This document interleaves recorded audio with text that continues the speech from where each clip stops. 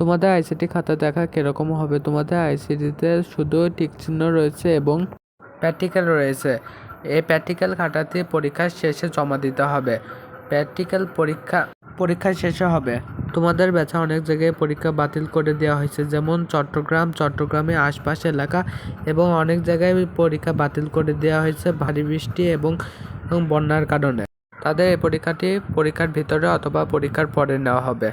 এই পরীক্ষাতে শুধু টিক চিহ্ন রয়েছে, তাছাড়া কোনো বাড়তি প্রশ্ন থাকতেছে না।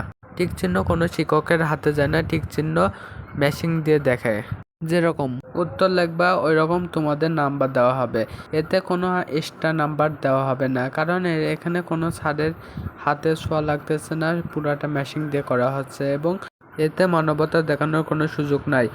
কারণ তোমাদের শিক্ষকদের যদি হাতে যেত তাহলে শিক্ষকরা 2-1 মার্ক বাড়িয়ে দিত।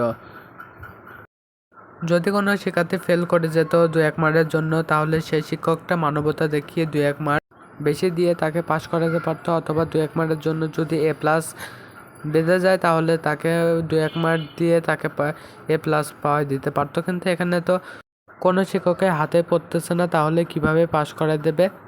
এজন্য এই পরীক্ষাতে তোমাদের যেই নাম্বার ওই নাম্বারই থাকবে, কোনো নাম্বার কাটার সুযোগ থাকবে না এবং নাম্বার বাড়তি করার কোনো সুযোগ থাকবে না।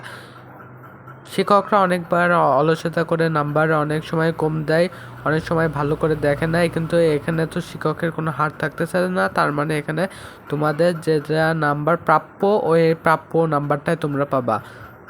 তোমরা যারা এই চ্যানেলটি সাবস্ক্রাইব করে থাও না, এখনই সাবস্ক্রাইব করে পাশে থাকা বেল আইকনটি বাজিয়ে রাখো, যাতে পরবর্তীতে সকল আপডেটমূলক ভিডিও সবার আগে তোমার কাছে পৌঁছায় এবং তোমাদের বন্ধুদের কাছে শেয়ার করে দাও। আল্লাহ হাফেজ।